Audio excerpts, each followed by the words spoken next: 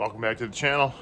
Today, I'm going to show you how to start a snowblower. If you're not familiar, stick around. This video is meant for people who are not really familiar with the operation of a snowblower. So if you are a veteran snowblower user, this video is not for you. This is an Aaron snowblower. And it's not very big.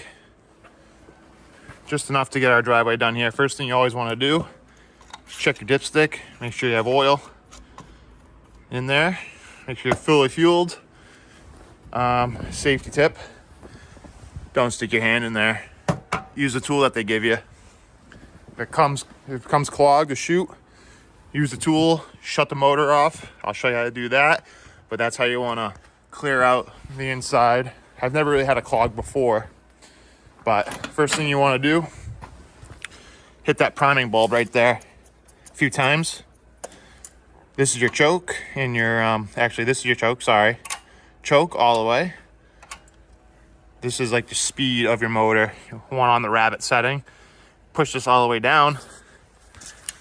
It'll stop the motor. And make sure you have your key in. So we primed, choke, all the way up. Let's give it a few pulls here. Should fire right up. One pull.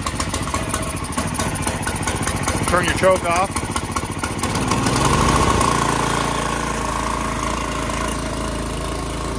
This is to make your blower go. This is to engage the shoe. Thanks for watching.